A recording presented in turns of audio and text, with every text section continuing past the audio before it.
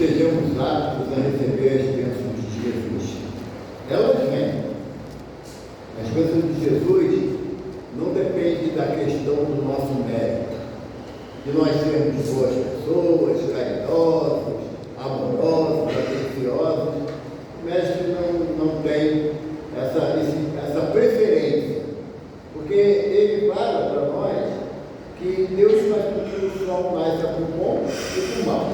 A chuva caia sobre o justo e o injusto. Então, sendo ele o executor da vontade de Deus, evidentemente que ele não iria esperar o Evaldo se tornar a pessoa melhor para me abençoar. As bênçãos vêm. Agora, se eu não consigo captá-las, retê-las no meu íntimo, aí já é problema meu. Não é? Porque muitas das vezes a gente amanhece o dia, depois de uma noite de sono, e a gente faz a nossa prece sincera, pedindo a Deus que abençoe o dia que vai se iniciar, e aí a gente reclama que faltou água. Como assim? Fui dormir ontem, água, olha bem, que não tem uma gota d'água nessa casa, quem pode viver feliz assim? A prece já foi embora, né? Porque a prece, a proposta da prece é nos harmonizar para o dia que vamos ter. Ou então a gente acorda de manhã e esquece que não pendurou a roupa que lavou ontem, esperando que secasse hoje de manhã para vir trabalhar. E a bendita está lá, ó, dentro da máquina, geladinha, molhadinha. A culpa é de alguém, menos minha. Então a questão das nossas preces matinais, quando vai iniciar o nosso dia, nós estamos pedindo à espiritualidade, a Jesus, que estejamos em equilíbrio para enfrentar as dificuldades do dia. Mas eu tenho de casa, eu já perdi a paciência. Já perdi. Quantas vezes esse cachorro que ele não pode derrubar a arma dele? Mas olha lá, derrubou de novo.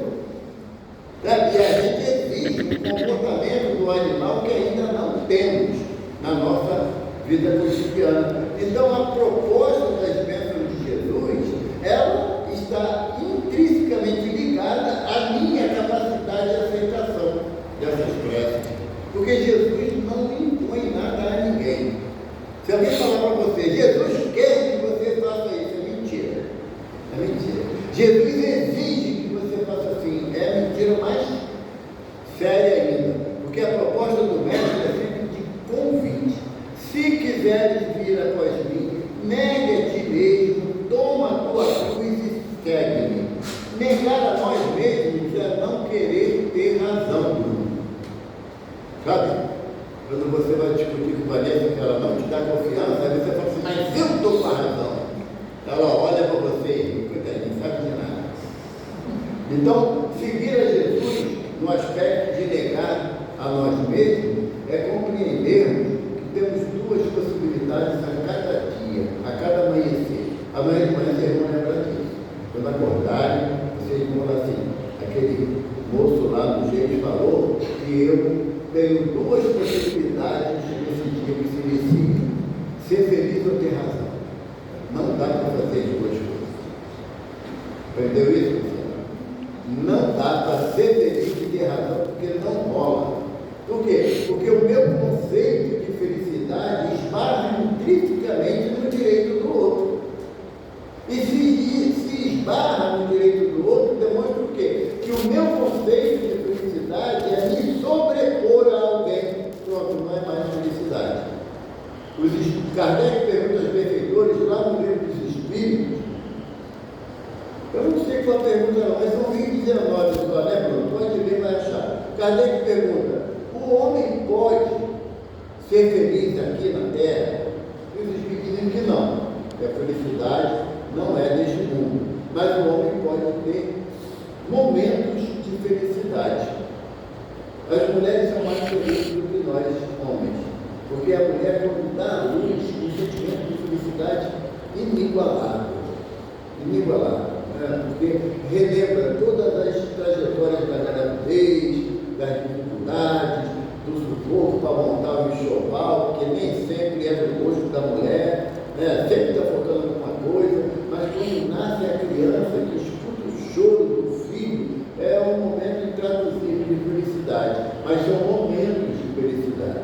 benfeitores nos alertam. Para que o homem tenha momentos de felicidade, é necessário cumprir a lei de Deus na sua amplitude. Complicou, porque a gente não tem noção do que é a lei de Deus na nossa trajetória como espíritos imortais. E os benfeitores alertam. Cumprindo a lei de Deus é feliz.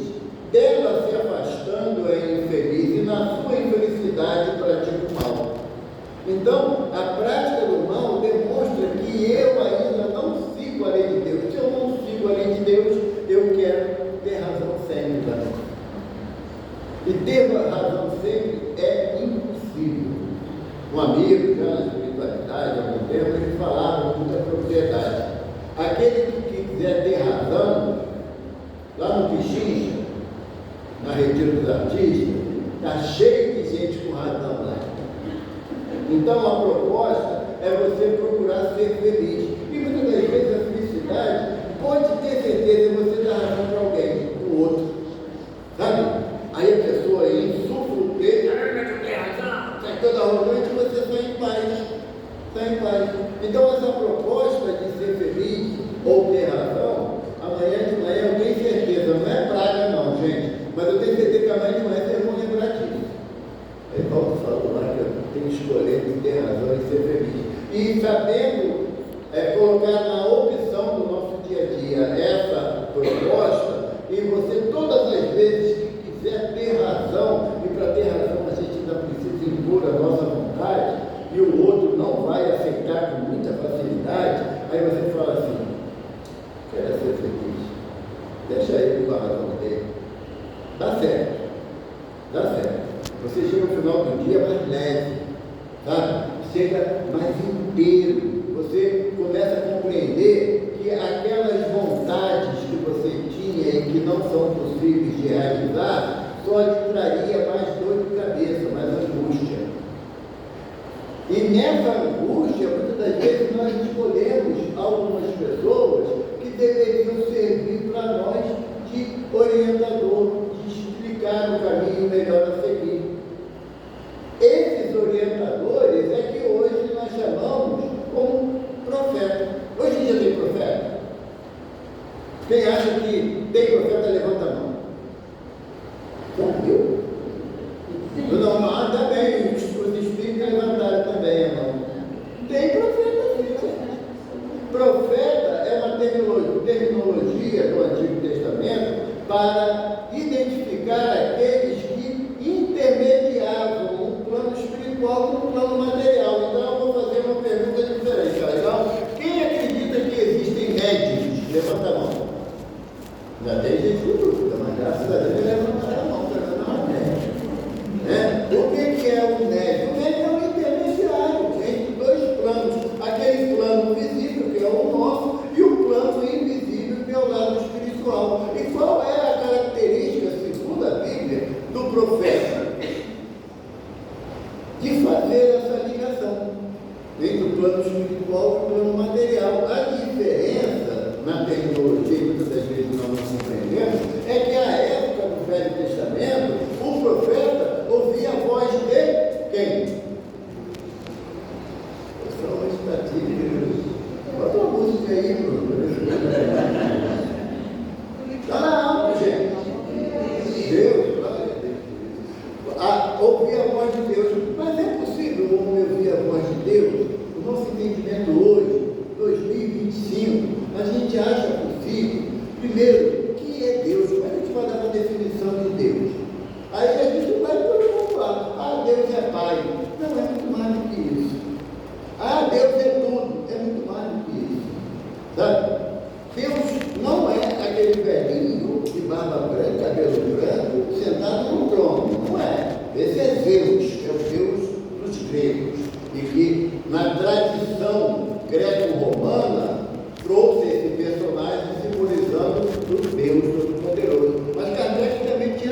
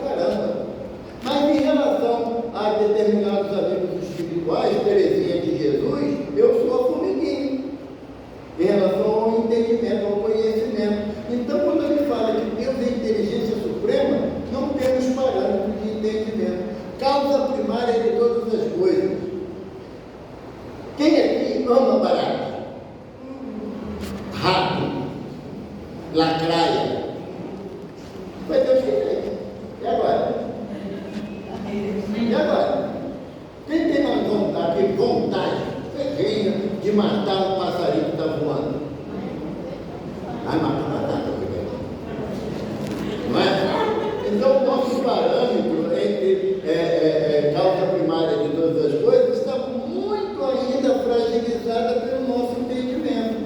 Há determinados locais no planeta que não tem nenhum problema de matar o cachorro e comer ele. Não tem. A gente fala que é nojeira, né? Mesmo comendo pastel do japonês lá do chinês,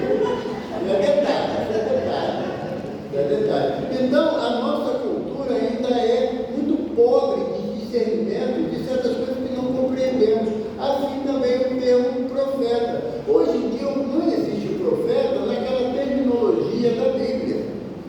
Mas existem os médios, que são os mensageiros intermediários entre os dois planos. A questão é que Kardec coloca lá no Livro dos Espíritos, se eu não me engano, é 624, mas não tenho certeza. Kardec pergunta qual a característica do profeta, do verdadeiro profeta. E os Espíritos respondem um homem de bem. Aí você vai no Evangelho segundo o Espiritismo, se eu não me engano, no capítulo 10, e está lá, o homem de bem. São 18 características do homem de bem. Aí Kardec, para irritar o Evaldo, coloca lá no final, não são todas as características do homem de bem aqui elencadas. Mas se tiver essas 18, já está um bom passo. Eu não consigo ser a primeira. Primeira característica do homem de bem: fazer a caridade no máximo de suas possibilidades. Eu faço a caridade porque não tem ninguém olhando. Está me olhando, vou lá fazer a caridade. Sabe? A gente condiciona, mas no silêncio do nosso coração, na oportunidade de fazer o bem ou ser indiferente, muitas das vezes eu sou indiferente. Porque os benfeitores falam para nós que o dever, isso é a página de Lázaro também no Evangelho, o dever é aquela ação que você faz sem que ninguém veja. Mentira. Ah, mentirazinha pequenininha, não tem problema, não tem. Mentira, não tem extensão. Né? Ou então, uma outra coisa que o pessoal, o espírita inventou isso, Bruno, inveja branca. Não existe não, inveja é um defeito moral, não se aplica em circunstância nenhuma, porque a inveja é você desejar aquilo que o outro tem. Não, eu estou falando assim, não vou tomar dele não, tá bom, não vai porque ele é mais forte do que eu, se fosse mais forte, de repente eu tomaria. Então não tem inveja branca, como não tem uma mentirinha donada.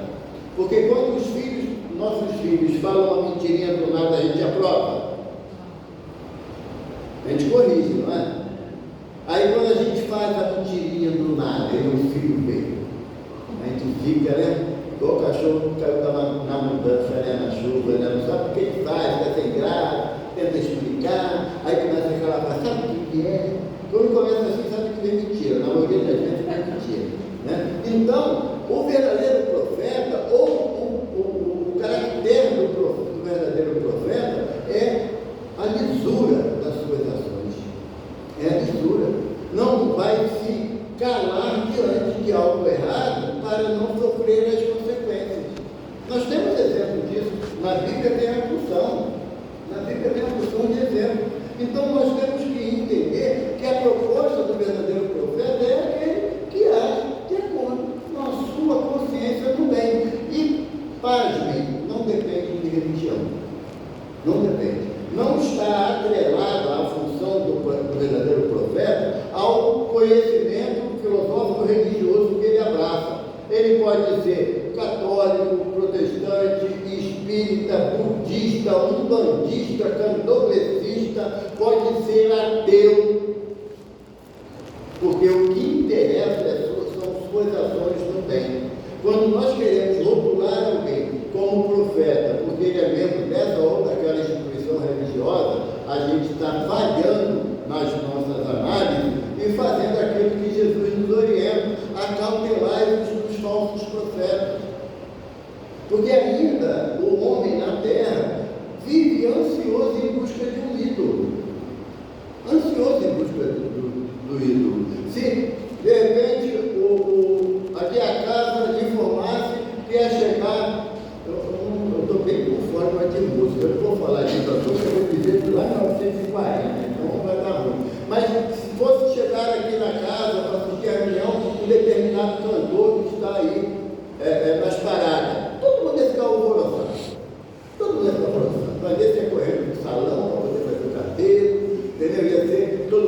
botar a roupa da festa para esperar aquele cantor famoso que vinha aqui.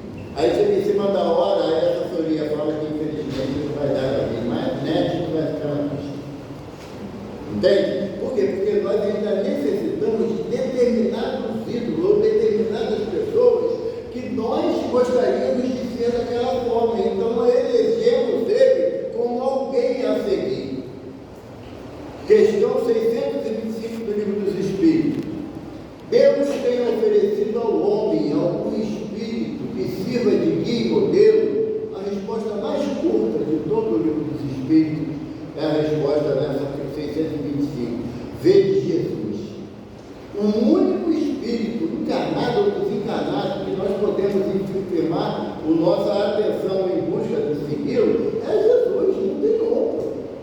Não tem outro. Então, quando a gente ainda vai em busca de profeta, qual a característica do profeta lá no Velho Testamento? Aquele que adivinha o futuro. Chega numa roda de amigos que não frequentam a nossa casa e você fala que é médico. Está vendo alguma coisa perto de mim? Tem muito. Minha frente, mas está vendo alguém aqui perto de mim? Não estou vendo nada não sou vidente não. Tu recebe aquelas coisas lá igual o Chico Xavier? Não recebo não. É passo que fala, né? Não, passa aqui, vai lá. Não é assim, tem uma orientação. Não tudo é nada. A gente logo desqualifica porque não atende às nossas necessidades. Agora, se você chegar e falar assim, Jorge, tem um espírito aí atrás de você, louro, uma loura, é lixo, não se preocupa não, porque ela acerta a mão na tua orelha. Bem, porque se você falar brincando nisso, tem pessoas que levam a sério. A Rose, uma amiga minha, se você falar assim, tá bem que hoje não, até que foi, tem alguém aqui, ela já entra em pânico, espírita, mas entra em pânico. Por quê? Porque nós achamos que por ser médium ou na psicologia antiga, profeta, tem visão total do que acontece naquele ambiente e é mais puro engano isso. Mais puro engano. A proposta do profeta, antigamente e hoje, do médium, é agir na prática do bem diante da necessidade que você se encontra. E isso não precisa de característica especial, não. Vocês veem uma pessoa caída no chão. Não importa o motivo. Não importa o motivo. Custa perguntar se pode ajudar, se está necessitando, mas a pessoa passou mal. E o que é mais comum falar? Se drogou ou está bêbado. Não é? Passou a noite toda se drogando ou enchendo a cara, agora está aqui. Eu é que não quero saber disso. E vai e passa longo. Jesus nos traz a parábola do bom samaritano. O homem foi atacado e espancado e o despojaram de tudo. Está assim lá no Evangelho. O despojaram de tudo. Tudo o quê? Despojaram ele da roupa, que seria uma identificação. Despojaram ele da consciência, porque ele estava desmaiado. Então não tinha meios de identificar se aquele homem era um judeu, era um gentio, o que era aquele homem. E passou um espírita, santo tem não, passou um dirigente da casa espírita, o santo, aí atrás do santo veio o Bruno, entendeu? Olharam para o homem, falaram, pouca vergonha, né? Desmaiado aí, peladão. Eu que não vou me tocar nisso. Aí vem um irmão de conduta duvidosa. Você não tem certeza de nada, mas na tua avaliação, lembra da questão da razão e da felicidade, de ser feliz ou ter razão, lembra? De conduta duvidosa, olha o homem cair e fala, se eu estivesse nessa situação, eu queria que alguém me ajudasse. Ele vai lá, joga a capa em cima do homem, cobrindo a sua nudez, pensa as feridas dele, quer dizer, seca onde está sangrando, pega o homem e bota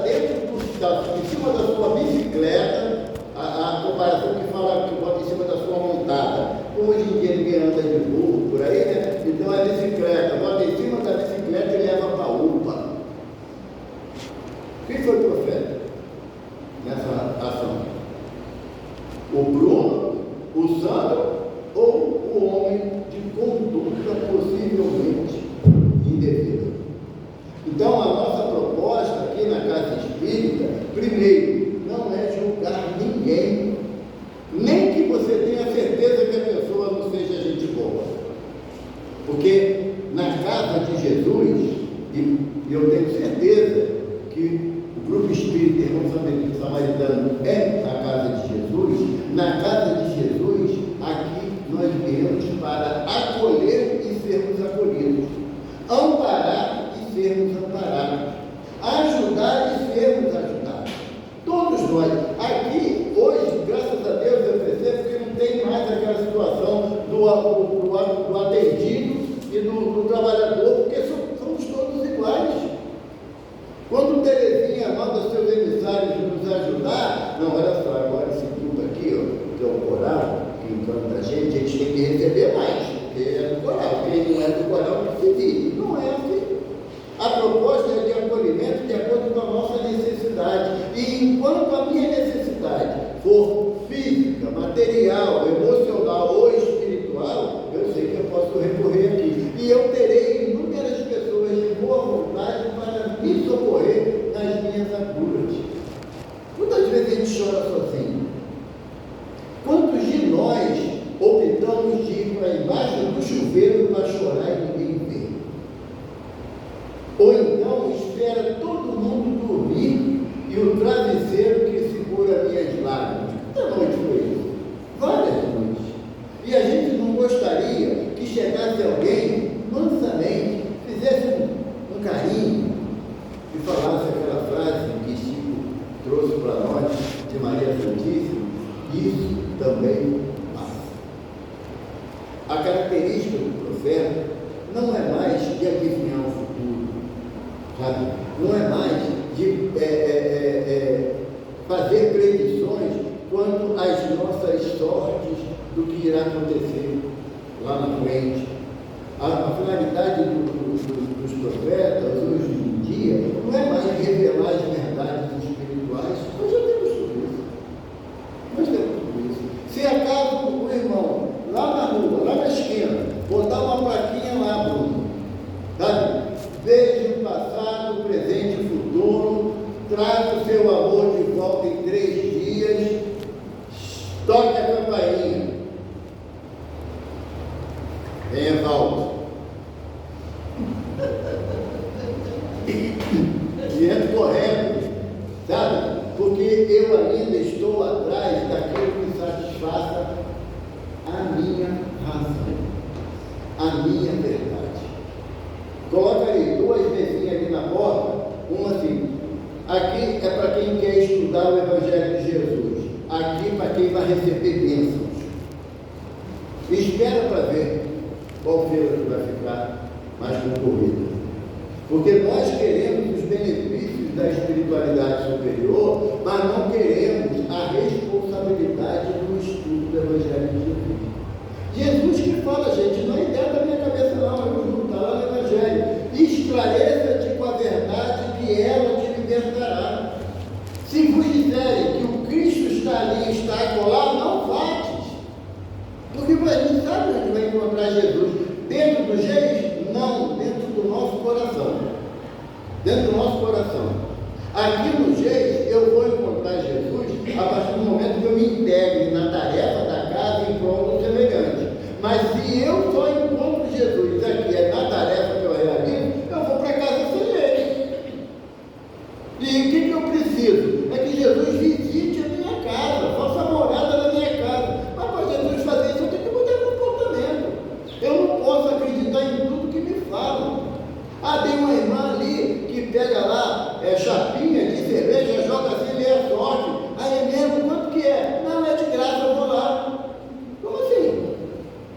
Será que ainda somos movidos pela curiosidade ou já estamos num ponto da nossa jornada de que a verdade, ela não se furta, seja na luz ou sem luz, na claridade ou na sombra?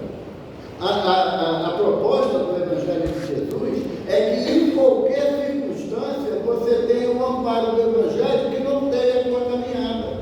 Não é em função, não, porque eu vou lá no jeito, porque lá o Bruno, quando dá o passe, é uma maravilha, mas não é o Bruno não. Ele é intermediário. Evangelho falou, vai ser só ele. Não vai ter como esse Espírito falar com ele, não. Ah, ali na igreja tal, o pastor de lá é um homem santo. Glória a Deus por isso. Mas só que o comportamento dele tem que ser assim de homem santo 24 horas por dia. E não vamos estar no púlpito, ou estar aqui na tribuna falando sobre o Evangelho. Eu tenho que ser gente boa, não é aqui não. É na minha casa, com a minha esposa, com meus filhos, meus netos, meus cunhados, meus amigos. Eu tenho que ser gente boa em qualquer lugar. Aqui dentro do jeito é legal. Tu chega aqui, tu dá boa noite, todo mundo, né? Dá um sorrisinho. Amanhã de manhã passa aqui, não olha nem para minha cara, ou eu não olho para a cara de ninguém. Então, a nossa atitude em relação ao caractere do verdadeiro profeta é de seguirmos a coerência do Evangelho. A coerência do Evangelho. Eu falei no início, Jesus diz que Deus faz com que o sol nasça para o bom e para o mal, e a chuva caia sobre o justo e o injusto. Imagina se tivesse na mão da gente o sol brilhar para alguém. Será que faríamos da mesma forma de Deus, que coloca o sol brilhando para todo mundo mesmo? Ou algumas pessoas iam andar com aquela luz parecendo até aquele foco, né, de teatro, que fica em cima só da pessoa, né? Ou e os outros iam andar igual a família Adams, com aquela escuridão, raios, trovões, né? Será que a gente não ia fazer assim? Ah, não, porque se a chuva cair sobre os bons e os maus, nada disso. Vai cair só sobre a minha família, os outros que ficam morrendo de sede, o problema deles. Primeiro eu, depois eu, terceiro eu, se sobrar alguma coisa, eu estou aí. E nós não podemos mais pensar assim, porque se queremos ser transformados na simbologia antiga de profeta, eu tenho que começar a mudar os comportamentos. Um profeta que muito chamou a atenção a época do Evangelho foi João Batista. João Batista, ele vivia no deserto. Quem leu lá o Evangelho vai lembrar disso. Ele se alimentava de quê? Alguém sabe? No deserto? Gafanhoto. Como? Gafanhoto. Viu? Está aprendendo? Estudou? Eu não perguntava, você responde também. Mel e gafanhoto, né? Que era o alimento de João Batista. E ele anunciava: eis que o machado está posto, a árvore que não der bons frutos será cortada e lançada ao fogo. Era a profecia dele. O que ele está falando? O machado da verdade que representava Jesus, a árvore da ignorância do homem que não permitia que ela desse bons frutos. Porque a gente ainda não compreendeu que a proposta do Evangelho não é de mudar ninguém, é mudar a mim.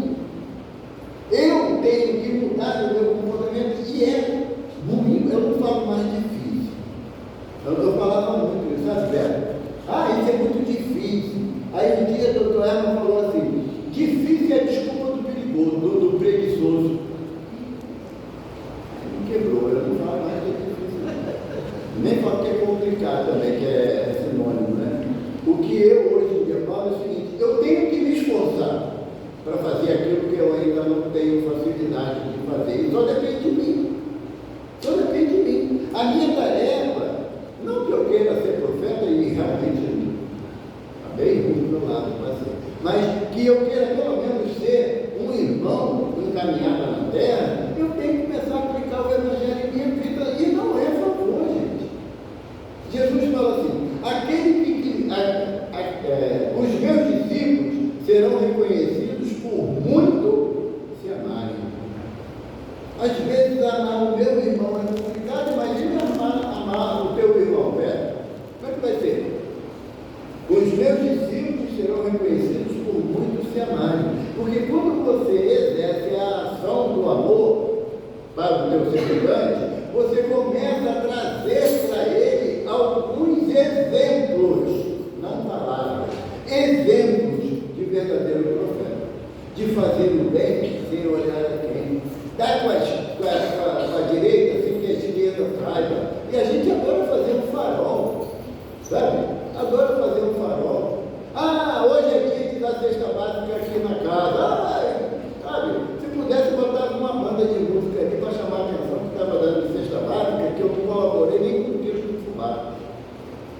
eu dou cesta básica. Não dou. Eu transfiro aquilo que a casa tem, que a casa arrecada, e como as pessoas não podem chegar aqui e montar a sua própria cesta, porque temos que ter uma organização, então eu, o Santo, o Bruno, me chama para eu ajudar a organizar a cesta básica que a casa, o grupo espírita Irmão Samaritano vai doar. Então quem achava que dando cesta básica está praticando a caridade, larga essa ideia. Larga essa ideia. O máximo que eu posso fazer é dar 1 quilo de alimento não perecível para colaborar com a casa. Eu não sei, aqui tem Patagônia, como traz o quilo de arroz, não escreve, canetinha, não escreve não, então não dá para saber quem deu. Que bom. Porque a finalidade tem que ser essa. Tem que você. Sabe como eu trabalhava uma vez num grupo que é café da manhã com irmãos em situação de rua. Saía domingo, 5 horas da manhã, para poder preparar o lanche, né? E distribuir. Aí um dia, um rapaz virou para mim e falou assim: eu jantei ontem. Dá um meu, porque lá que ele não ganhou nada ontem. Sabe? O cara está na rua igual o outro. Ele podia pensar o quê? Pô, eu jantei ontem, não estou com fome, mas mais tarde eu vou ter fome. Não é? Não. Ele se preocupou com um amigo que estava do outro lado da calçada, sabe, Jorge? Que não tinha jantado ontem. Vou dar o meu para ele. Se eu dar o dele e o meu.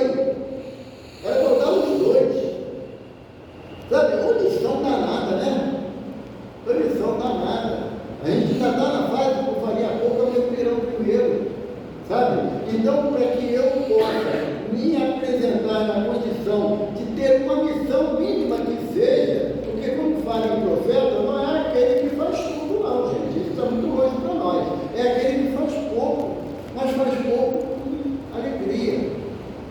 Chico Xavier, ele tinha, lá em Pedro Leopoldo, tinha uma estrada e tinham começado a fazer um viaduto. Mas acabou o dinheiro, não concluíram a obra e ficava sempre algumas famílias embaixo do viaduto. E o Chico, toda sexta-feira, depois da reunião pública lá no Grupo Espírita Meio, ele reunia os mantimentos possíveis que alguém doasse e levava lá para distribuir com as pessoas. E naquela sexta-feira não tinha nada para levar, mas nada mesmo, nem 1 quilo de farinha tinha. E aí a pessoa falou assim: poxa, a gente vai lá, não tem nada para eles. Eu digo: não, vamos, não tem nada, vamos levar água para eles, pelo menos vamos levar água. E vamos pedir a doutor Bezerra que fluidifique a água, né, para poder ajudar aqueles irmãos. E lá vai o Chico, naquele tempo não tinha cooler, não, era moringa, sabe, de barro. Quem bebeu a moringa de barro sabe que aquilo não é levinho, não. E aí cada um ia levando lá do Arduringa, Chico à frente. Quando o pessoal viu o Chico ao longe, começou a ficar fazendo festa. Gente, é o Chico, estamos salvos, não sei o quê. E quando chegou perto, o Chico falou assim: meus irmãos, você me perdoe, mas hoje eu não consegui nem 1 quilo de farinha para você. Aí veio o Taberval de Santo lá, esperando, lembra? Ô Chico, brincadeira, vem aqui para aqui então. Não tinha nada para trazer para a gente, não estava nem terrível. Aí o Valdir Santos levava logo o Sossega Leão, cala a boca, Chico sempre ajudou nós. Ó Chico, eu não trouxe nada, mas eu tenho 2 pães, vou dar um para você dá para quem você quer e outro para o outro. E começaram ali a picotizar para cada um dar o que tinha mais um para o outro. Olha que bacana. E aí aquela alegria, e o Chico tinha uma mania danada. Esse livro aqui, o Chico andava com ele direto, porque já estava todo suadinho, as coisas já bem velhinha, e o Chico abriu o livro do Evangelho, que a gente fala assim, que nem a Brenda falou: eu vou abrir aqui do nada. Não, nunca é. Nunca é. Sempre somos direcionados pela espiritualidade para que o assunto que seja importante para nós vamos abrir. E aí o Chico abriu o Evangelho segundo o Espiritismo, e agora é a teste. Escolhemos para o Raimundo, capítulo 15. Não vale dizer Sandro nem Bruno. O que está escrito no capítulo 15 do Evangelho segundo o Espiritismo? Já viu que você tem que fazer mais curso de Evangelho aqui, né, Sandro? O pessoal está precisando plano. Fora da caridade não há salvação. Foi o que abriu Chico naquela noite. E ele leu um trecho, fazendo a prece. Daqui a pouco veio ao longe um farol, dois faróis, vindo na direção. E alguém falou assim: coitado lá do moço, está vindo para cá, mas aqui não tem saída, a ponte não está pronta, vai ter que voltar tudo de novo. O caminhão chegou mais perto, desligou o farol. Quem é o tal do Chico aí? Aí o Chico saiu lá do grupo: sou eu, meu filho. Olha, só desculpe o horário, é que eu vim de São Paulo, o doutor fulano de tal mandou trazer esse caminhão aqui de mantimento, mas eu tive um atraso na estrada, só consegui chegar agora. E o Chico falou assim: mas como é que o senhor sabia que eu estava aqui? Aí eu parei lá no endereço, lá no centro, e tinha um moço lá na porta com uma roupa branca, uma barba branca, um cabelo bem branquinho, e perguntei a ele onde estava Chico. Ele disse: pai, eu vim para cá, que eu achava o senhor. Aí o Chico falou assim: é mesmo? Ele disse o nome, disse um tal de Bezerra. Entende? Quando você está disposto à prática do bem, não falta auxílio, não falta amparo, não, gente. A esperança da espiritualidade sobre nós é que nós nos coloquemos à disposição do bem. Emmanuel tem uma frase que ele coloca lá no Caminho, Verdade e Vida, que ele fala assim: o bem só é bem quando é bem para todos, mesmo que não seja para mim. O bem só é bem quando é bem para todos, mesmo que não seja para mim. Ainda não existe. Porque quando não é bom para mim, eu penso 555 vezes se eu vou fazer ou não. Agora, se é bem para mim e só um tiquinho para você, eu falei: eu sou bom para caramba, eu vou fazer o bem. Agora ele fica com um tiquinho, eu fico com o máximo. Não é assim.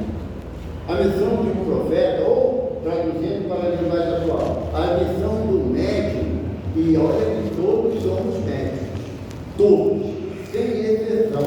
A diferença é que uns percebem com mais facilidade a presença de um amigo espiritual do que o outro. Quem é que nunca falou assim: e agora aqui para falar sozinho? E alto, ainda fala em voz alta. Alguém já discutiu com o Chico meio? Não, a gente é todo mundo. Todas as vezes que você está numa conversa mental e você sempre se refere ao oponente, o que você está falando? Como você está ensinando? Não acontece isso?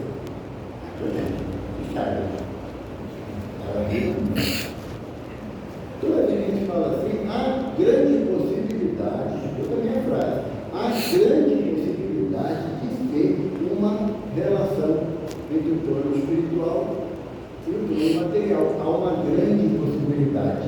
Certeza absoluta pertence a Deus. Nenhum de nós somos portadores de certeza absoluta. Para tanto, mais adiante tem esse tópico aqui que, lá no item 6, o evangelista nos alerta: não creais em todos os espíritos mediantes que são da parte de Deus. Chegou uma percepção, um pensamento meio besta, de chuta a perna do Bruno. Mas eu não sei dizer que foi o Espírito que tentou fazer isso. Não, eu queria dar um bicão nele mesmo e aproveitou a chance. Tá? Porque nenhum espírito voltado para a tarefa do bem me proporá a ação que reduz em prejuízo para mim ou para alguém. Não vai. Não vai. Então, todas as vezes que eu entro em relação mental com algum assunto que fica um pouco conflitante, não, agora se fulano vir falar o que ele quer falar para mim, vai sair com um quente e dois fervendo. Você muitas das vezes está recebendo uma influência espiritual para criar uma animosidade entre você e fulano. A decisão é nossa. A decisão é nossa. Eu posso decidir não fazer aquilo do pensamento que veio à minha mente. Mas uma hora, a vez que eu faço, a responsabilidade é minha. A não ser que nós tenhamos alguma grave dificuldade mental, a ponto de não conseguir discernir o certo do errado. Aí não teremos responsabilidade sobre nossas ações. Mas enquanto eu sei o que é certo e o que é errado, enquanto médium, é trilhar o caminho do bem. Se eu trilhar o caminho do bem, certamente eu serei amparado por espíritos trabalhadores da seara de Jesus, e eu usarei das minhas palavras para esclarecer outras pessoas. Logo, serei um profeta. Logo, eu serei um profeta dentro daquela acepção que o Evangelho me propõe. Jesus fala para a gente: a boca fala porque o coração está cheio. Então, hoje em dia, eu gosto de falar isso para dividir responsabilidade, sabe? Porque hoje em dia não tem mais a desculpa de que falei sem pensar. O Espírito não tem direito de falar isso, não. Não tem, não. Porque Kardec diz para a gente, lá na Gênesis, lá no capítulo sobre fluidos, Kardec fala que o pensamento tem a velocidade de um raio. Logo, quem é que produz o pensamento? O Espírito. Quem é que usa as partes do meu cérebro responsável pela comunicação? Eu, Espírito. Então, tudo que eu falo, eu tenho responsabilidade total sobre as minhas palavras. Então, se eu ainda não sei definir o que é um falso profeta e um verdadeiro profeta, é analisar as minhas palavras à luz do Evangelho de Jesus. O mestre, depois da multiplicação dos pães, ele entra em prece, agradecendo a Deus naquele momento. Quando ele abre os olhos, ele vê que todo o povo que estava no monte se dispersou, foi embora. E Jesus perguntou: onde todos? E aí, Tiago, meu irmão, fala a oração. Depois de alimentado, foram-se. E Jesus pergunta: e vocês também não vão? E Pedro fala: e aonde, Senhor? Se só tu tens palavra de vida eterna. Então, para analisar se aquela pessoa está se arvorando como condutor de um grupo, seja na casa espírita, seja em qualquer ambiente, para ajuizar valor, ver se as palavras dele são coerentes com as ações dele. É só isso. Ele tem que falar em amor e praticar o amor. Ele tem que falar em perdão e praticar o perdão. Ele tem que falar em caridade e praticar a caridade.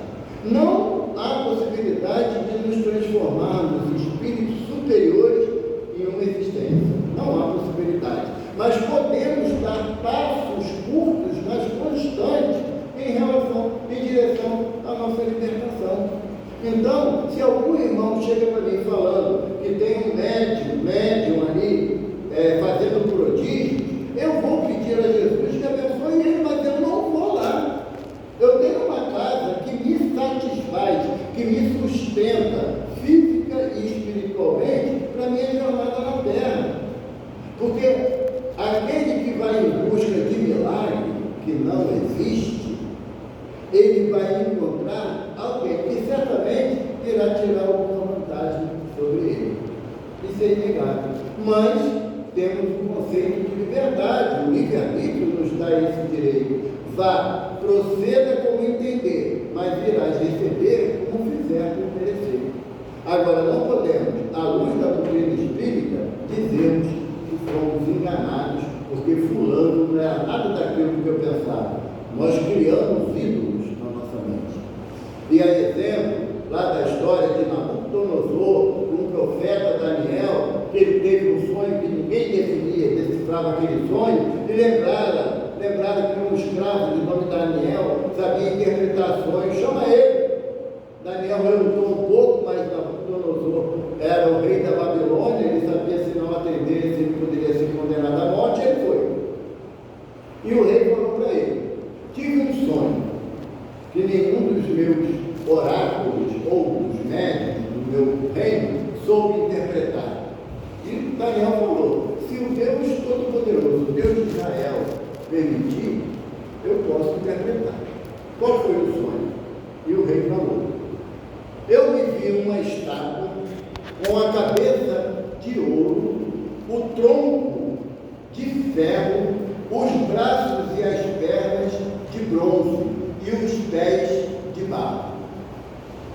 Daniel entrou em prece, silenciosamente, abrindo os olhos, ele falou: esse sonho é o teu reino. Tens uma mente brilhante, que conquistou vastas áreas, com o poder dos seus braços de bronze e seu tronco de ferro, mas os teus pés são frágeis, porque só Deus é poderoso, e teu reino cairá. E não bateu no milho. Nabucodonosor perdeu o reino dele, que com muito custo ele reconquistou depois de longos 11 anos de guerra. Quando ele retornou ao trono da Babilônia, mandou chamar Daniel. Rapaz, não é que tu acertou? Tudinho do jeito que você falou, tu agora vai ser meu conselheiro. Aí os outros oráculos do reino começaram a amar para cima de Daniel. Daniel se perder. E instituíram o quê? Daniel era hebreu e só dobraram os seus joelhos para Deus. E aí os caras convenceram lá o rei a fazer uma lei que toda vez que o rei passasse, todos tinham que se ajoelhar. Eles sabiam que Daniel não ia. Quando o rei passou, Daniel em pé ficou. Aí o rei, vai dar ruim para tu. Só um pouquinho, só me ajoelho para meu Deus. E aí o rei teve que prender Daniel. E falaram, qual é o castigo de Daniel? Aí o sacerdote estava com tudo armado, sabe? Mas até a gente querendo arrumar encrenca dos outros, tudo esquematizado direitinho, falaram assim um pro outro, deixamos os leões, estão sem comer uma semana. Vamos mandar botar Daniel lá na toca dos leões. Que não vai sobrar nem o fio de cabelo dele, né? E ele terá que passar 2 dias e 2 noites na toca dos leões. E o rei, coração partido, mas falava de rei não volta atrás, né? Ele disse que tinha que ser condenado. Lá foi Daniel para a toca dos leões, ficou 2 dias e 2 noites. No terceiro dia o rei já apavorado foi lá, mandou abrir a porta. Onde estava o Daniel? Sentado, batendo papo com os leões. O leão todo no pé dele, lá, procurando. E o sacerdote falou, mas como? Alguém alimentou eles? A gente não viu os soldados? Não, todos eles estavam na porta que o Senhor mandou. Aí o rei mandou Daniel sair, perdoou ele, e o rei falou o quê? Bom, já que Daniel ficou lá 2 dias e 2 noites, né? E vocês são o oráculo do reino, mata ele lá dentro do leão também. E aí os 8 sacerdotes fizeram o quê? Os leões com ele? A festa da carne. Comeram os sacerdotes.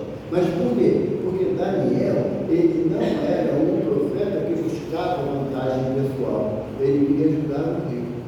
E se nós nos preocuparmos das nossas ações no bem em prol do outro, seremos verdadeiros profetas. Graças a Deus.